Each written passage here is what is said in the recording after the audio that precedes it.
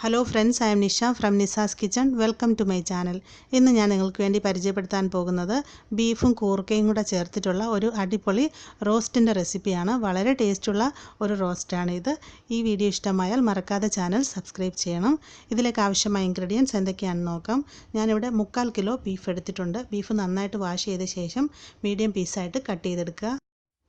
കൂർക്ക 350 ഗ്രാം തൊലി കളഞ്ഞ് നന്നായിട്ട് വൃത്തിയാക്കിയതിന് ശേഷം മീഡിയം പീസായിട്ട് കട്ട് ചെയ്തെടുക്കുക. സവോള 2 എണ്ണം വലുത് നീളത്തിൽ കനം കുറച്ച് അരിഞ്ഞെടുത്തത്. ചെറിയ ഉള്ളി 25 എണ്ണം രണ്ടായിട്ട് കട്ട് ചെയ്തത്. ഇഞ്ചി ഒരു വലിയ കഷ്ണം നന്നായിട്ട് ചതച്ചെടുത്തത്. വെളുത്തുള്ളി 8 അല്ലി നന്നായിട്ട് ചതച്ചെടുത്തത്. പച്ചമുളക് 2 എണ്ണം, കറിവേപ്പില.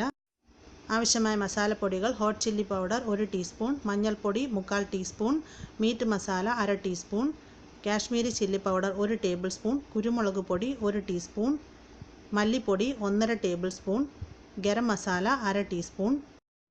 താളിക്കാൻ ആവശ്യമായ ഇൻഗ്രീഡിയൻസ്: ചെറിയ ഉള്ളി അരിഞ്ഞത് 5 എണ്ണം, 2 തണ്ട് കറിവേപ്പില, വറ്റൽമുളക് 2-3 എണ്ണം, വെളിച്ചെണ്ണ ആവശ്യത്തിന്, ഉപ്പ് ആവശ്യത്തിന്. ഇനി പ്രിപ്പറേഷൻ നോക്കാം. നോൺ സ്റ്റിക്കിൻ്റെ ഒരു പാൻ അടുപ്പിൽ വെച്ചിട്ടുണ്ട്. ഇതിലേക്ക് നമുക്ക് 2-3 ടേബിൾ സ്പൂൺ വെളിച്ചെണ്ണ ഒഴിച്ച് കൊടുക്കാം. ഈ റോസ്റ്റ് ഉണ്ടാക്കാനായിട്ട് കഴിയുന്നതും വെളിച്ചെണ്ണ തന്നെ ഉപയോഗിക്കുക. വെളിച്ചെണ്ണ നന്നായി ചൂടായി വന്നതിന് ശേഷം ഇതിലേക്ക് ചതച്ച് വെച്ചിരിക്കുന്ന ഇഞ്ചിയും ചതച്ച് വെച്ചിരിക്കുന്ന വെളുത്തുള്ളിയും ചേർക്കാം.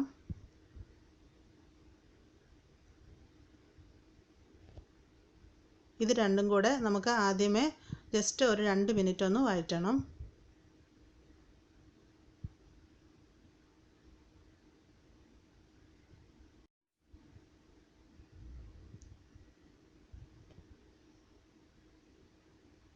ഇപ്പോൾ 2 മിനിറ്റ് നമ്മൾ ഇതിനെ വഴറ്റി. ഇനി അടുത്തായിട്ട് ഇതിലോട്ട് അരിഞ്ഞു വെച്ചിരിക്കുന്ന ചെറിയ ഉള്ളി ചേർക്കാം. അരിഞ്ഞു വെച്ചിരിക്കുന്ന പച്ചമുളക് ചേർക്കാം. കുറച്ച് കറിവേപ്പില ഇട്ട് കൊടുക്കാം. അരിഞ്ഞു വെച്ചിരിക്കുന്ന സവാള കൂടെ ചേർത്ത് കൊടുക്കാം.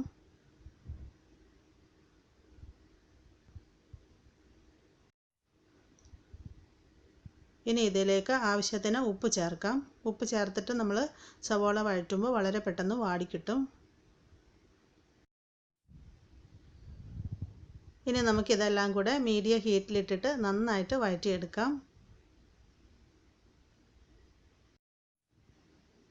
സവാളയൊക്കെ നന്നായിട്ട് മൂത്ത് ഒരു ഗോൾഡൻ ബ്രൗൺ കളറായിട്ട് വരണം.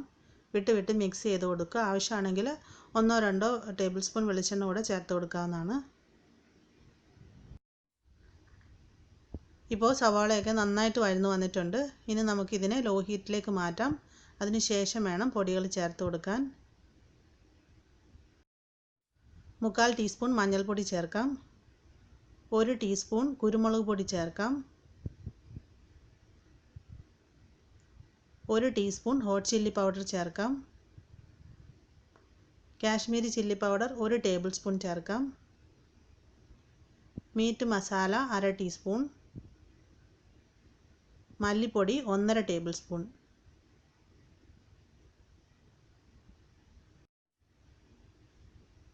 ഇപ്പോൾ നമ്മൾ ആവശ്യമായ പൊടികളെല്ലാം ചേർത്ത് കഴിഞ്ഞു.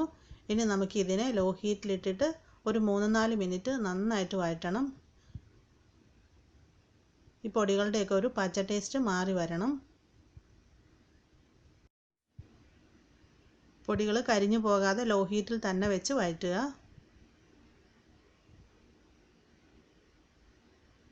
ഇപ്പോൾ പൊടികളെല്ലാം നന്നായിട്ട് മൂത്ത് വന്നിട്ടുണ്ട്. ഇനി നമുക്കിതിലോട്ട് നമ്മൾ വാഷ് ചെയ്ത് കട്ട് ചെയ്ത് വെച്ചിരിക്കുന്ന ബീഫ് ഇട്ട് കൊടുക്കാം. ബീഫ് നന്നായിട്ട് വാഷ് ചെയ്ത ശേഷം ഒരു ചെറുനാരങ്ങ പിഴിഞ്ഞൊഴിച്ച വെള്ളത്തിലോ അല്ലെങ്കിൽ 2 ടേബിൾ സ്പൂൺ വിനാഗിരി ഒഴിച്ച വെള്ളത്തിലോ അരമണിക്കൂർ മുക്കി വെച്ചാൽ ഫൗൾ സ്മെല്ലൊക്കെ മാറി നല്ല ഫ്രഷ് ആയിട്ട് കിട്ടും. ഇനി ഇത് നന്നായിട്ട് മിക്സാക്കാം. മസാലയും ബീഫും കൂടെ നന്നായിട്ട് യോജിച്ച് വരണം. ഞാനിപ്പോൾ ഇത് നന്നായിട്ട് മിക്സ് ആക്കിയിട്ടുണ്ട്. നമുക്കിനി ബീഫിനെ വേവിച്ചെടുക്കണം. പെട്ടെന്ന് വേവിച്ചെടുക്കാനായിട്ട് ഞാനിതിനെ ഒരു കുക്കറിലേക്ക് ട്രാൻസ്ഫർ ആക്കാനായിട്ട് പോവുകയാണ്. ഈ പാത്രത്തിൽ തന്നെ വേവിച്ചെടുത്താലും മതി. പക്ഷേ ബീഫ് ആകുമ്പോൾ കുറച്ച് കൂടുതൽ സമയം വേവിക്കേണ്ടി വരും. അതുകൊണ്ട് കുക്കിംഗ് ടൈം ലാഭിക്കാനായിട്ട് ഞാനിപ്പോൾ ഇതിനെ ഒരു കുക്കറിലേക്ക് മാറ്റാനായിട്ട് പോവുകയാണ്. നമ്മുടെ ബീഫ് ഇപ്പോൾ ഞാൻ കുക്കറിലേക്ക് മാറ്റിയിട്ടുണ്ട്. നമുക്കിനി ഇതിനെ വേവിച്ചെടുക്കാം. ജസ്റ്റ് ഒരു 4 വിസിൽ വരുന്നത് വരെ വേവിച്ചെടുത്താൽ മതി. ഏകദേശം ഒരു 1/4 വേവായി കിട്ടിയാൽ മതി. ഒരു 4 വിസിൽ വന്നതിന് ശേഷം ഞാൻ കുക്കർ തുറന്ന് ബീഫ് വീണ്ടും പഴയ പാനിലേക്ക് മാറ്റിയിട്ടുണ്ട്. ഇതിപ്പോൾ ഒരു 1/4 ഭാഗത്തോളം വേവായി വന്നിട്ടുണ്ട്. ബാക്കി ഇത് കൂർക്കയുമായിട്ട് കിടന്നിട്ടാണ് വെന്ത് വരേണ്ടത്. ഇനി ഇതിലോട്ട് കൂർക്ക ആഡ് ചെയ്യാം. ഇനി നമുക്കിതിലോട്ട് കുറച്ച് വെള്ളം ചേർത്ത് കൊടുക്കാം. അധികം വെള്ളം ചേർക്കേണ്ട ആവശ്യമില്ല. ബീഫ് വെന്ത് വന്നപ്പോൾ അതിൻ്റെ ഉള്ളിൽ നിന്നും കുറച്ച് വെള്ളം ഇറങ്ങിയിട്ടുണ്ട്. അതുകൊണ്ട് ഒരു 1/2 ഗ്ലാസ് ചെറിയ ചൂടുവെള്ളം ഒഴിച്ചു കൊടുക്കാം. ഇനി ഇതിനെ നന്നായിട്ട് മിക്സാക്കാം.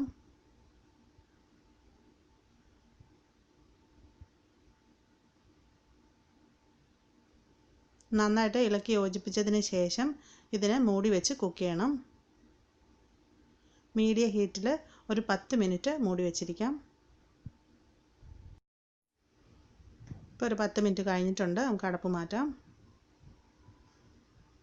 ഇതിനെ ഒന്ന് മിക്സാക്കി കൊടുക്കാം. ഇപ്പോൾ കൂർക്ക ഒരു 1/4 ഭാഗത്തോളം വെന്ത് വന്നിട്ടുണ്ട്. ഇനി ബാക്കി നമുക്കിതിനെ തുറന്ന് വെച്ചിട്ട് വേണം വേവിക്കാൻ. ഇതിൻ്റെ ഉള്ളിലുള്ള എക്സ്ട്രാ വെള്ളമൊക്കെ ഒന്ന് വറ്റിച്ചെടുക്കണം. ഇനി ഇതിലോട്ട് നമുക്കൊരു 1/2 ടീസ്പൂൺ ഗരം മസാല കൂടെ ചേർത്ത് കൊടുക്കാം.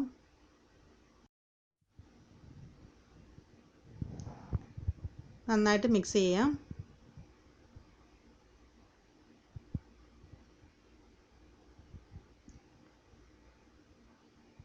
ഇനി നമുക്കിതിൻ്റെ ഉപ്പ് നോക്കാം. ഉപ്പ് കുറച്ച് കുറവാണ്. കുറച്ചും കൂടെ ആഡ് ചെയ്ത് കൊടുക്കാം. ഉപ്പൊക്കെ നമ്മുടെ ടേസ്റ്റിനനുസരിച്ച് അഡ്ജസ്റ്റ് ചെയ്തെടുക്കുക. ഇനി ഇത് മൂടി വെച്ചിരിക്കേണ്ട ആവശ്യമില്ല. ഇതുപോലെ തുറന്ന് വെച്ച് വിട്ട് മിക്സാക്കി കൊടുത്തുകൊണ്ടിരിക്കണം. കൂർക്ക കുറച്ചും കൂടെ ഒന്ന് വെന്ത് വരാനായിട്ടുണ്ട്. റോസ്റ്റ് ആകുമ്പോൾ നമുക്ക് അധികം ചാറിൻ്റെ ആവശ്യമില്ല. അപ്പോൾ മസാലയൊക്കെ ഒന്ന് നന്നായിട്ട് കുറുകി ഇതിൻ്റെ കഷ്ണങ്ങളിലൊക്കെ പിടിച്ചിരിക്കുന്ന ഒരു കൺസിസ്റ്റൻസി ആവുന്നത് വരെ നമുക്കിതിനെ കുക്ക് ചെയ്യാം. ഇപ്പോൾ നമ്മളൊരു 5-6 മിനിറ്റും കൂടെ ഇതിനെ കുക്ക് ചെയ്തിട്ടുണ്ട്. ഇതിപ്പോൾ നന്നായിട്ട് മസാലയൊക്കെ കുറുകി കഷ്ണങ്ങളിലൊക്കെ നന്നായിട്ട് പുരണ്ട് വന്നിട്ടുണ്ട്. കൂർക്കയും ഇപ്പോൾ നന്നായിട്ട് കുക്കായിട്ടുണ്ട്. ഇനി നമുക്ക് ഇതിലോട്ട് താളിച്ച് വെച്ചിരിക്കുന്ന ചേർത്ത് കൊടുക്കാം. ഞാൻ 2 ടേബിൾ സ്പൂൺ വെളിച്ചെണ്ണയിൽ ചെറിയ ഉള്ളിയും കുറച്ച് കറിവേപ്പിലയും വറ്റൽമുളകും കൂടെ ഒന്ന് ഫ്രൈ ആക്കി എടുത്തതാണ്. ഇതിലേക്ക് നമുക്ക് കടുക് പൊട്ടിക്കേണ്ട ആവശ്യമില്ല. ഇത് ഈ സമയത്ത് വറവിൽ ചേർത്ത് കൊടുക്കാം.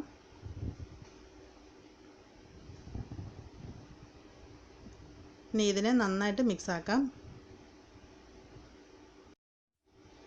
ഈ ഒരു റോസ്റ്റ് ആലുവ, തൃശ്ശൂർ, അങ്കമാലി ഭാഗത്തൊക്കെ വളരെ പോപ്പുലർ ആയിട്ടുള്ള ഒരു ഡിഷാണ്. വളരെ ടേസ്റ്റുള്ള ഒരു ഡിഷാണ്. തീർച്ചയായിട്ടും എല്ലാവരും ട്രൈ ചെയ്ത് നോക്കുക. നമുക്ക് ഫ്ലെയിം ഓഫ് ചെയ്യാം. ഇതിനെ സെർവിങ് ഡിഷിലേക്ക് മാറ്റാം. നമ്മുടെ അടിപൊളി ബീഫ് കൂർക്ക റോസ്റ്റ് ഇവിടെ റെഡി ആയിട്ടുണ്ട്. എല്ലാവരും മറക്കാതെ ഒരു പ്രാവശ്യമെങ്കിലും ട്രൈ ചെയ്ത് നോക്കുക. തീർച്ചയായിട്ടും ഇഷ്ടപ്പെടും. വളരെ ടേസ്റ്റുള്ള ഒരു ഡിഷാണിത്. ഇഷ്ടമായിട്ടുണ്ടെങ്കിൽ വീഡിയോയുടെ ലിങ്ക് നിങ്ങളുടെ ഫ്രണ്ട്സിനൊക്കെ മറക്കാതെ ഷെയർ ചെയ്ത് കൊടുക്കുക. അതുപോലെ തന്നെ എല്ലാ അഭിപ്രായങ്ങളും നിർദ്ദേശങ്ങളും കമൻറ്റ് ബോക്സിൽ എഴുതി അറിയിക്കുക.